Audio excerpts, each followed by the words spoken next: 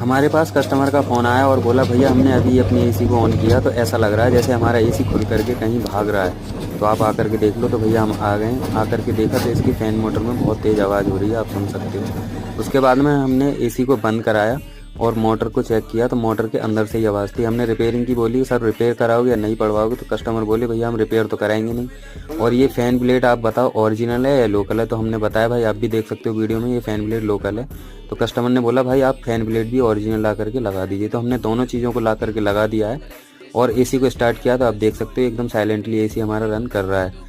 AC को कुछ देर चलाने के बाद में हमने देखा कि हमारा एसी बिल्कुल परफेक्ट काम कर रहा है, तो हमने इसके ऊपर के कवर को भी कस दिया। ऊपर का कवर कसने के बाद में इसके फ़ैन के कवर को भी हमने कस दिया। जिस भाई ने भी पहले ये फ़ैन ब्लेड लगाया था वो लोकल था, लेकिन कस्टमर को ओरिजिनल बताया गया। तो भाई मेरा यही कहना है कि आप ईमानदारी से काम करो और बोल करके बताओ कि ये लोकल है, उसमें कोई दिक्कत नहीं है। वीडियो अच्छी लगी हो तो लाइक कीजिए, शेयर कीजिए, हमारे चैनल को सब्सक्राइब जरूर